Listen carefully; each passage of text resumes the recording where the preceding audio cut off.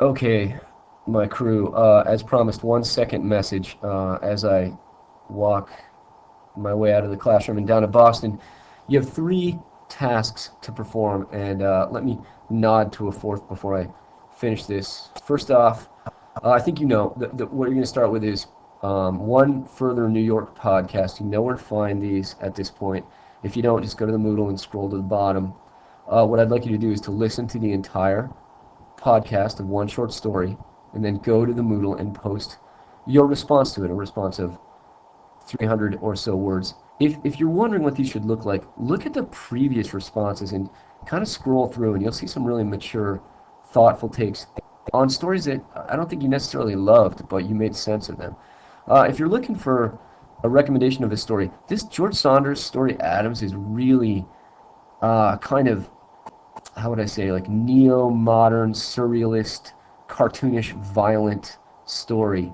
It moves at a quick pace and is really interesting. So if you need something that is just fast, go for that.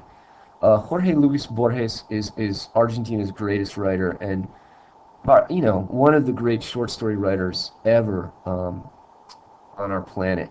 And this one, the Gospel According to Mark, is it's kind of a jaw dropper. It's not too long. The commentary on it's really smart. If you're a Spanish student, you should consider this one. And then when you tell your Spanish teacher that you're reading some Borges, your Spanish teacher will be really impressed. Whoops, Shirley Jackson should be an I in there. Shirley Jackson's The Lottery. A couple of you have mentioned you've already read it. I haven't listened to this podcast, but it's going to be good, right? They're all really good. So I welcome you to ponder that creepy little story again. Or just roll the dice and try some other story. They're all worthy and are going to make you better readers. They've made me a better reader, so they'll do the same for you. As I say, then you're going to go to the Moodle.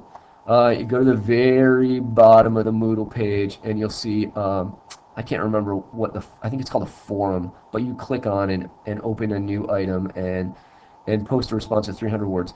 Please do this tonight. Hoy mismo, okay? This is your homework for tonight. We'll quickly move on to your homework for tomorrow, which will be in class. You've received the VoiceThread notification by now, so you're going to be reading Ozymandias. It's a sonnet, so it's not that long. Paglia's work on it is brilliant. That's no surprise. As I say, if you want to work together on this, dandy. If you want to work solo, great. But have this done by noon tomorrow. By noon tomorrow. And I'll be checking in from my brain and learning the brain conference. Okay, so that's 2 out of 3. I want to mention 4. Yep, by Friday. Use class time. Dude, catch up with a buddy and try this. And also, don't be afraid to create a new voice thread and see if you can come up with a video or do a cartoon or do something creative. I'd love to see that, and I'll give you bonus points if you show that sort of creativity. Okay, number 3. You will meet Ms. Brewer in class on Saturday. That's 8:15, right? And you will have prepared a short story. I want you to work from memory, so don't bring in a copy of the story. But be ready with the story. As I've mentioned, I think you're gonna talk about a conclusion. Discuss the conclusion of a story that you have read recently. All right. Point number 4. You're going on vacation in a couple of days. You are young readers, and I urge you to read over vacation. I'm not going to assign you homework, and I wonder about that. I know that most AP teachers feel as though homework should be assigned over break. So I'm just gonna work on kind of the honor system here. Pick up a book and read it. And if you want a recommendation, drop me an email, and I've got plenty to recommend. I got plenty of books to offer you. If nothing else, dig in hard, bring those New Yorkers home, and use that as your reading. Those are all worthy articles and worth your time. So I will miss you.